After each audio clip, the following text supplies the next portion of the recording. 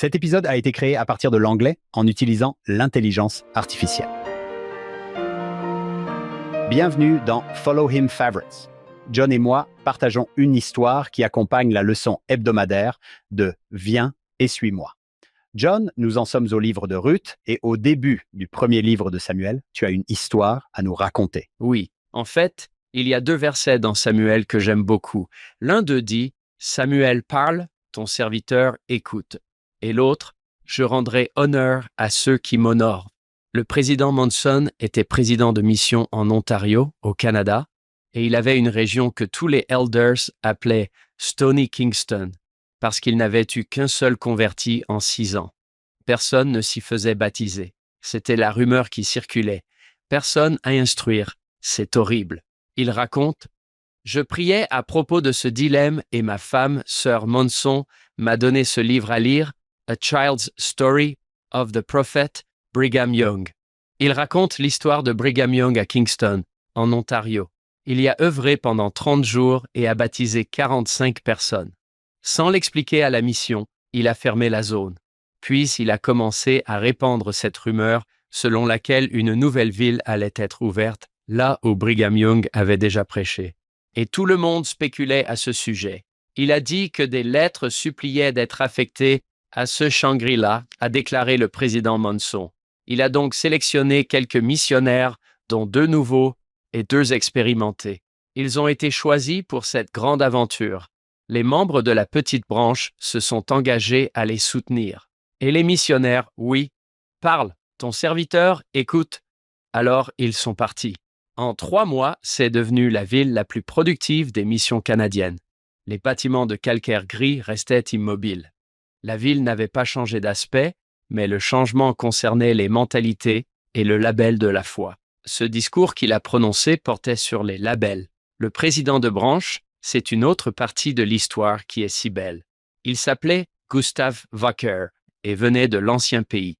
Il parlait anglais avec un fort accent, n'avait jamais possédé ni conduit de voiture. Il était coiffeur. Il adorait couper les cheveux des missionnaires. Il refusait d'être payé.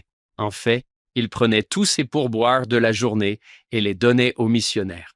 Et s'il pleuvait, il appelait un taxi pour les ramener chez eux. Le président Monson a commencé à remarquer que la dîme de Gustav Walker devait être bien supérieure à ce qu'il pouvait gagner. Et il a essayé de lui dire « Non, non, non, ce n'est pas plus de 10%. » Et il a répondu « J'aime donner tout ce que je peux pour le Seigneur. » Et le président Monson a dit que cela représentait la moitié de ses revenus. Oh wow! Ils ont fondé un foyer qui était un véritable paradis. Il a dit qu'ils n'avaient pas eu la bénédiction d'avoir des enfants, mais qu'ils avaient pris soin de leurs nombreux visiteurs de l'Église comme s'ils étaient les leurs. Un dirigeant cultivé et érudit d'Ottawa m'a dit « J'aime rendre visite au président Walker.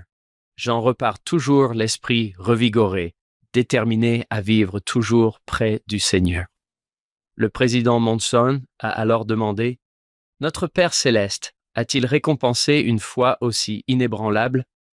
Eh bien, la branche a prospéré. Le nombre de membres a dépassé la capacité de la salle slovaque louée, et ils ont emménagé dans une belle chapelle qui leur appartenait. Les prières du président et de Sir Walker ont été exaucées.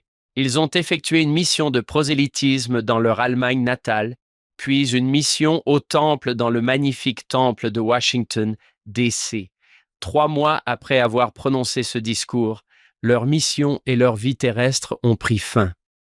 Gustav Walker s'est éteint paisiblement dans les bras de son épouse aimante.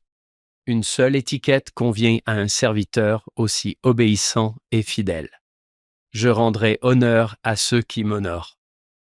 2 versets tirés de Samuel, mais quelle belle histoire celle de Kingston et de la rumeur selon laquelle, c'était un endroit où Brigham Young avait servi et où, tout à coup, l'attitude des missionnaires avait changé. C'est magnifique. Le titre de la leçon est parfait. Mon cœur se réjouit dans le Seigneur. C'est génial. Nous espérons que vous vous joindrez à nous pour écouter notre podcast complet. Il s'appelle Follow Him. Vous pouvez le trouver partout où vous écoutez vos podcasts. Cette semaine, nous recevons Sœur Laurie Newbold, qui est une véritable source de joie. Vraiment, elle est tellement enthousiaste à propos des Écritures. Revenez ici la semaine prochaine.